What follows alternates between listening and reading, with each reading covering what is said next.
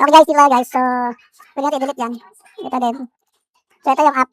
Ngayon, I'm using server 5. Ito meron sa mga server niya. So, I'm using Design Grabber 2. Yan.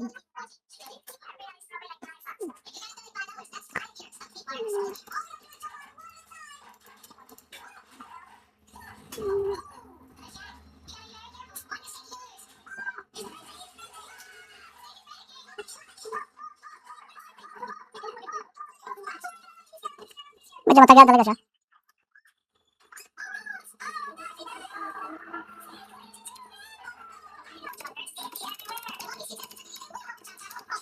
Bulok. Okay guys, so ito na guys. Natapos siya. So, ito yung nagawang ano. So, ang gawin na nito guys, i-download nyo lang siya. Ganito. Export nyo na siya.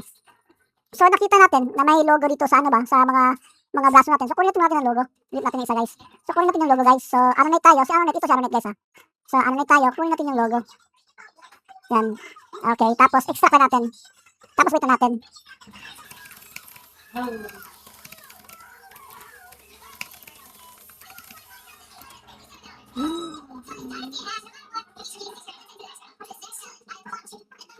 Thanks to you.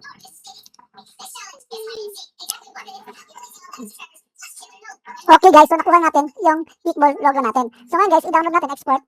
Ngayon, click yung ano, layer, export. Ngayon, punta naman tayo sa ano, sa upscaler ko, dito. Nilagay ako ng ano, yan. So sa upscaler ko guys, ito yan, upscaler. Sa upscaler ko guys, 1x na ha. Huwag kayong masyadong mag 2x kasi magbe-base siya sa ano, tingnan mo ha. Yung upscaler natin, magbe-base siya kung gaano kalaki yung ano. Yan, tingnan nyo, pag 2x ko, times 2 yan guys. Times 2 sa size niya. So the original size, version 2 at extra original size. So magbe-base siya sa laki. 33 at 34 is 34 pesos. Kaya 1x na ako guys, tapos upscale. Upscale. Yan lang. Grabe upscaler guys, maganda. So nag 1x lang ako guys, para sila makita ko sa'yo, bakit nag 1x ako. Yan, natapos na. So download ko na lang. Yan. So pagka-download ko, pakita ko sa'yo ang resulta. So medyo, yan, so result natin, sulit diba? Ang resulta niya is parang photorealistic talaga siya. So,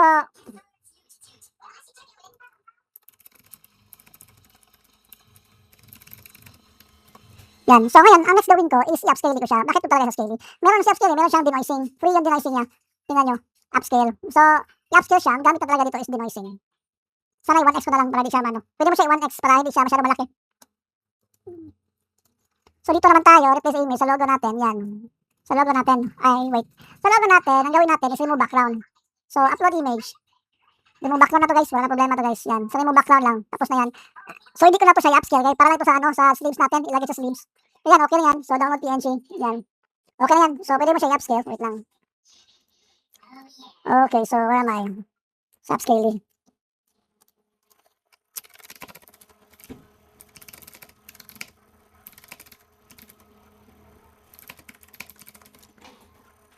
Okay, now. Matapos ito guys, itong upscale, ito naman si logo, upscale natin. Para sa ano natin sa, iwan ko na lang, pandenoising na siya. So tingnan natin yung upscale natin guys. Yan. Yan. So ito yung upscale natin, so tingnan natin how smooth he is. So tingnan mo siya, di ba?